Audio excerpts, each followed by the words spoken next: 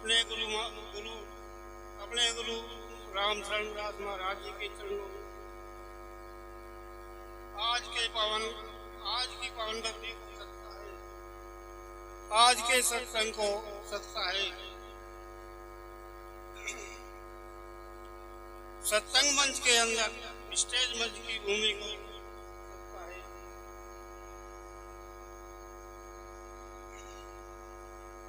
देखिए, सती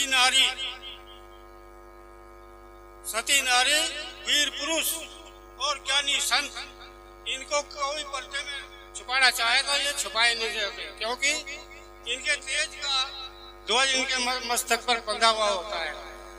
इसी विचार पर मैं एक छोटा सा दृष्टांत दे रहा हूँ, ध्यान से।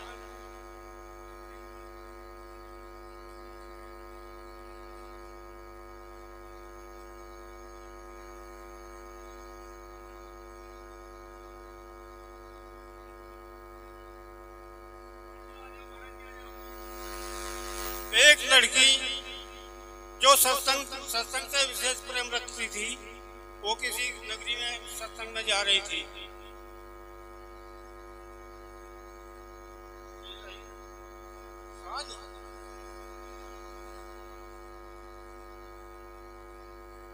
तो उस लड़की को जब वो किसी एक नगरी के अंदर प्रवेश कर गई तो वहां एक चौराहे पे उसको कुत्ता पड़ा मिला। ये कुत्ता बहन जी को देखकर भौंकने लगा और भौंकता ही रहा। जब काफी समय हो गया तो बहन जी कह लगी कुत्ते को, कह लगी भाई तेरे से नीच और कौन हो सकता है। मैं आपको कुछ नहीं कह रही, ना मैं आपको कोई बुरा कर्म के लिए संकेत दिया, तो मुझे क्यों भौंक रहा है। अब कुत्ता एक अपना जवाब दे रहा है, कह लगा साधु जी, जो पुरुष शरीर से अहंकारी है, स्वयं अहंकारी है, स्वभाव में मूर्ख है और गुरु की शरण में नहीं जाता, वे ऐसे कर्म के आदमी मेरे से भी मूर्ख हैं, मेरे से भी अज्ञानी है, मेरे से भी नीच है। तो लड़की का दिमाग जो है विचार बदल गया और लड़की ने विचार किया कि ये कुत्ता नहीं है, ये कुत्ता नहीं है, ये मेरी परीक्षा लेने के लिए कोई अलग शक्ति है। तो लड़की ने हाथ जोड़कर प्रार्थना करी, एक भाई कुत्ते, आप जिस रूप में हो मैं आपका स्वागत करती हूँ। आप मुझे एक बात बताइए कि आप में गुण कौन कौन से हैं, कितने गुण हैं आपके अंदर। अब कुत्ता उत्तर देता है, देखो बहन जी, मेरे अंदर पहला गुण तो है वीरता का। अब मैं चौराहे पर लेट लगाता हूँ, मैं निडर हूँ और नगरी की मैं रक्षा करता हूँ। कोई प्राइवेट आत्मा यहाँ छाया का प्रकोप हो तो मैं नगरी की सेवा के लिए मैं रोना शुरू कर देता हूँ और नगरी वाले मेरे लठ मारते हैं, मेरे स्वभाव, मेरी आदत, मेरे गुण को नहीं समझते। वो लड़की कह लगी भाई ये तो बुरा कर रहा है, हो रहा है आपके साथ में। और बहन जी, दूसरा मेरा गुण है स्वामी भक्ति। अपने स्वामी के लिए मैं अपनी जान दे सकता हूँ, लेकिन उसे धोखा नहीं दे सकता हूँ। और बहन जी, तीसरा गुण मेरा है कम भोजन करना। अगर कोई खाना खा रहा है और मैं भी वहां चला गया और मुझे उसने रोटी नहीं दी, मैं शांति से बैठ जाता हूँ। और जब वो उस स्थान को छोड़कर चला जाता है, उस स्थान को सूंघकर ही मैं अपनी भूख को शांत कर लेती हूँ। और चौथा गुण मेरे अंदर भाई यह है कि मैं कम सोता हूँ। कम सोने का गुण है, मैं थोड़ी सी आहट में अपनी यहाँ उठकर बैठ जाता हूँ और जो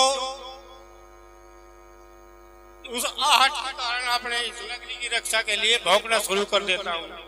अब लड़की ने कहा तो ठीक है जी, आप मुझे इजाजत दीजिए, मैं सत्संग में जा रही हूँ। तो अब ये कुत्ता एक साधु का रूप बनाकर खड़ा हो जाता है सामने लड़की के साथ में, सामने अपने असली रूप में आ जाता है और लड़की को कहता है कि बेटा साध्वी, तुम सत्संग में जा रही हो, मेरे दो प्रश्नों का उत्तर लेकर आना है। देखो देव महाराज गुरुदेव प्रश्न कौन से हैं आपके? देखो बेटा पहला प्रश्न तो है मेरा ये कि वहां से सत्संग में जाकर सत्संग में तुम्हें ये पूछना है कि संत कौन होता है, संत किसे कहते हैं। और दूसरा प्रश्न मेरा यह है बेटी कि ये जो बाणा है ना अल्फी, इस पे किसका अधिकार है? अल्फी को पहनने का किसका अधिकार है?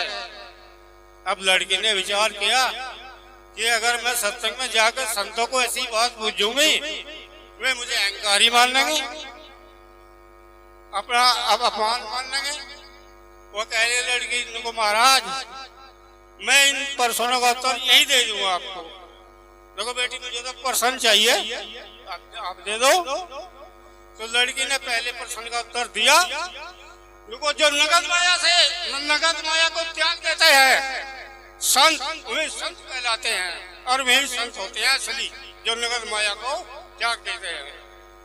दूसरा प्रश्न दूसरे प्रश्न का उत्तर कहा, कहेगा महाराज जिसका ये रास्ता खुल चुका है, जिस संत का ये रास्ता खुल चुका है वो अल्फी का अधिकारी है, बाकी सब ढोंगी है, बाकी सब ढोंगी है। सिर्फ ये जिसने अपना ये रास्ता खोल लिया है ना वही अल्फी का अधिकारी है। अब लड़की वहां से ये प्रश्न का उत्तर देकर अपने सत्संग की तरफ कुल लग जाती है। रास्ते में एक कुमार अपने चाक में कुछ बर्तन बना रहा था। अब वो लड़की उसके पास में खड़ी होगी और कुमार में बना रहा था जो महात्मा सुल्पा भी अग्रे थे, सुल्पे चिलम वे चीज बना रहा था वो। अब लड़की को वे बर्तन अजीब दिखाई दिए। वो कह लगी लड़की, हे प्रजापति जी, बाबा जी ये बर्तन क्या चीज है, इनका क्या नाम है, कहाँ ये इस्तेमाल होते हैं? तो कुमार कह लेगा बेटी ये महात्माओं के भांग पीने की चिलम है। अब लड़की को ये बात सुनतेदार वो कह लगी लोगों, बाबा जी ये चिलम बनाना था बहुत गलत काम है आपका, ये तंबाकू का भी भस्म करेगी, ये भांग का भी भस्म करेगी और चिलम को भी तड़पाएगी, जब इसमें आग जल जाएगी और इसके पीने वाला भी उसका भी हाथ जलेगा। हे बाबा आप इस काम को छोड़ दो, इसके ये जगह दूसरा बर्तन बनाओ आप। देखो बेटी दूसरा बर्तन और कम, मेरे तो चाहता रोजी चले, जितने बर्तन हो सबको बनाकर बेच के अपनी रोजी चला रहा हूँ। लोगों बाबा लड़की कह लगी, लोगों बाबा इस चिलम का जो बर्तन है यो आपका, इसको इसका स्थान पर आप सुराही बनाना शुरू कर दो और सुराही में जल भरेगा, सुराही जल सुराही को शीतलता देगा और जो जल को पिएगा वो भी शीतल हो जाएगा। अब कुमार की समझ में आ गई और चिलम बनाने बंद कर दी। लड़की के आ गई, उसने जो शेष गारा बचाया हुआ था, चिलम का जो गारा शेष बचाया हुआ था, उसे महीन बनाने के लिए काट देनी शुरू कर दी गलत से। जब वो काट दे रहा था तो मिट्टी में से आवाज आती है, मिट्टी बोली, मिट्टी में से आवाज आती है कि तू क्या रोंदे मोय, एक दिन ऐसा आएगा मैं रोंदूंगी तो। अब इस आकाशवाणी को सुनकर दिखाई कुछ नहीं दिया, कानों से सुना है। कुमार को देखा और वो लड़की वहां से अपने घर की तरफ चल दी। अब कुमार इस बात में अचंभे में पड़ गया, उनको आवाज तो आती है, या आवाज आवे कहां से? और लड़की समझ नहीं, कह लगा यार ये मिट्टी में से आवाज आ रही है। अब ये मिट्टी में से आवाज आ रही है, वो तो अपने वहां से प्रस्थान कर जाती है और कुमार घर में पड़ जाता है और सुराही बना के उसने वो काम शुरू कर दिया। अब लड़की ने अपने घर पर जाकर विचार किया, देखो मनुष्य के जन्म दो प्रकार के होते हैं, एक तो माँ के गर्भ से और एक गुरु के शब्द से। एक ही मनुष्य का दो बार जन्म, एक ही जन्म में दो होते हैं, गुरु के शब्द से, माँ के गर्भ से। तो लड़की थी 8 महीने की प्रेग्नेंट थी। लड़की ने विचार किया कि मैं कुमार का तो विचार बदल आई और अपना भी तो विचार बदलना चाहिए, जब अपना विचार बदलेगा तब संसार बदल जाएगा। तो लड़की ने विचार किया कि ये जो मेरे घर में आत्मा है, मैं इसका सुधार करना चाहूंगा। उस आत्मा से बार बार प्रश्न करने लगी कि बेटा तुम कौन हो, ए बेटा तुम कौन हो। 4 दिन बराबर हो गए, आत्मा नहीं बोली, आत्मा नहीं बोली। तो चौथे दिन ये आत्मा जो है माँ के साथ में वार्तालाप करने लगी। जब माँ ने पूछा न को बेटा तुम कौन हो, अब आत्मा बोलती है गर्भ में कि माँ मैं एक आत्मा हूँ। माँ ने कहा बेटा आत्मा तो तेरा नाम अब पड़ा है, काल्पनिक नाम है जो, और जिस शरीर में तू धारण किया है ते शरीर वो भी काल्पनिक है, न तो इस शरीर की तू है और न तेरा ये शरीर है। और बेटा तुम रो क्यों रही हो। अब आत्मा कह लगी नको माँ जी, हे माता जी आप धन्य है, मैं यहाँ अग्नि की भट्टी की आंच में बड़ा परेशान हूँ और ये मेरे पे सहन नहीं हो रही है, मेरा यहाँ रोना ही है, बाकी कुछ नहीं है। तो माँ जो थी उसने कहा नको बेटा अब 2 महीने 1.5 महीने का समय आपका है, संसार में आने के बाद मैं प्रतिज्ञा करती हूँ कि तुम्हें आपके मेरे जन्म के बाद, मेरे से जन्म लेने के बाद तुझे दोबारा किसी माँ के गर्भ में नहीं जाने दूंगी। ये मेरा संकल्प है बेटा, आप शांत हो जाइए। तो 1.5 महीने के बाद 2 महीने के बाद ये आत्मा जन्म ले लेती है और जन्म लेने के बाद धीरे धीरे धीरे ये किशोर अवस्था में आ जाते हैं। किशोर अवस्था है 16 से 14 साल की। अब माँ को अपने संकल्प की बड़ी चिंता हुई और उसने विचार किया कि ये आत्मा अब 16, 17, 14 साल की होली है और जो मेरा संकल्प है वो अभी पूरा इसी लाइन से जुड़ना है। तो माँ ने उसको अपने माध्यम से शिक्षा दी, सत्संग की और विचार से जोड़ा, संस्कार से जोड़ा। उस आत्मा को अपने संस्कार से, अपनी विद्या से, अपने वचन से उसको संस्कारी बनाकर यहाँ तक ले आई कि वो कह लगा, वो आत्मा बुझे लगी नको माँ मुझे तुम एक रास्ता बता दो, नको संसार में आने के बाद जीव को कल्याण कैसे मिलता है। देखो बेटा यही तो रास्ता है वो जिसके ऊपर मैं संकल्प लिया है, यही रास्ता है वो। अब बेटा मैं इसे बताऊंगी जरूर तुझे।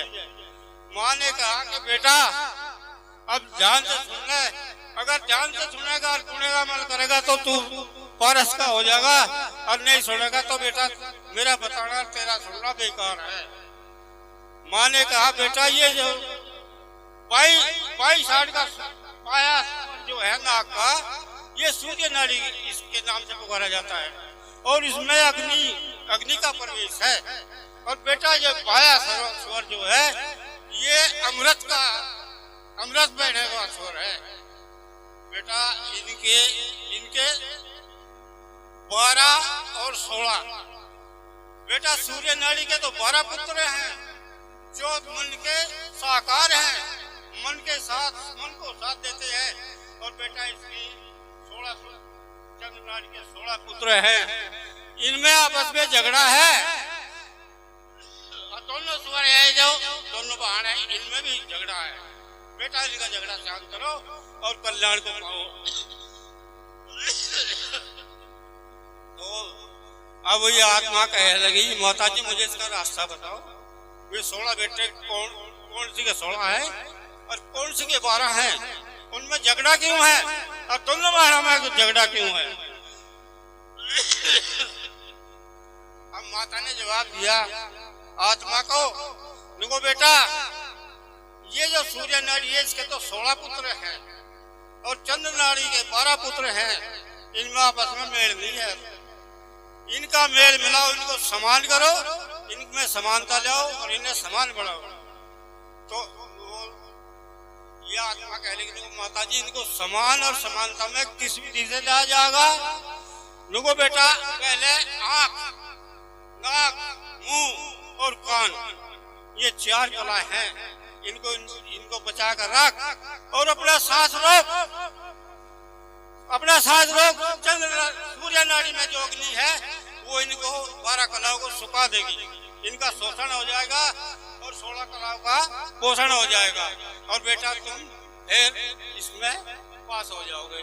लोग अच्छा माता जी ये तो आपने बता दिया, एक बात और बताओ। लोगों बेटा कौन सी? लोगों कुछ संत भी कहते हैं जीव जो है ना तो कुछ लेकर आया और ना कुछ लेकर जाता। माता ने कहा भाई कहे तो है सब, पर ये कम ज्ञान का आदमी कहते हैं, जिन्हें ज्ञान नहीं है वे ही आदमी चीज को कहते हैं जीव ना तो लेकर आया ना लेकर जा। बेटा जीव लेकर आता भी है और कुछ वस्तु लेकर भी जाता है।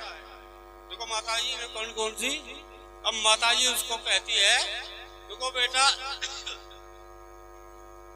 4 ईंट, पहली ईंट का नाम सतगुरु, दूसरी का सत्सबद, तीसरी की ईंट का नाम है सत्संग और चौथी ईंट का नाम है सत्साहेब सतनाम। बेटा ये ईंट गुरुओं की बिल्डिंग में लगी नींव में लगी हुई है। जब गुरुओं की बिल्डिंग में पाठशाला में कोई पढ़ने जाता है तो वहां सिर्फ 2 ही अक्षर सिखाए जाते हैं। देखो माता जी पूरे 2 अक्षर कौन कौन से है? देखो बेटा पहला अक्षर तो है गुरु, और जब तक गुरु की परिभाषा से वहां के विद्यार्थी परिपूर्ण नहीं होते तब तक उसको इसी लाइन में रखा जाता है, और जब वो गुरु की परिभाषा को समझ जाते हैं फिर ये सार शब्द की ओर जाती है, उनको सार शब्द से जोड़ा जाता है। और बेटा ये सार शब्द ऐसी वस्तु है जो जीव अपने साथ लेकर के जाता है और 93 करोड़ 31 लाख 20,000 सांसों की पूंजी लेकर आता है। ये मुट्ठी बांध के आता है, ये वस्तु मेरे से कोई छीन ना ले। तो अच्छा माली ये तो और बेटा जब जाइए ये जीव शरीर को छोड़कर संसार से विदा होता है तब ये अपने हाथ में ये सार शब्द लेकर जाता है, और वहां ये सार शब्द ही इसको मोक्ष दिलाता है, इसको कल्याण दिलाता है। यही इसका वफादार है और कोई वफादार नहीं है। बेटा मैं भी नहीं हूँ, मैं अपने संकल्प कर दिया तुझे, अगर तेरी मर्जी है और जा तू बस बेटा तू किसी माँ के गर्भ में नहीं जानेगा, मैं किसी माँ की दूधी का दूध पिएगा। और तू बेटा अब ऐसा हो गया है जैसे भुना हुआ चना दोबारा अंकुरित नहीं हो सकता। बेटा तुम्हारा कल्याण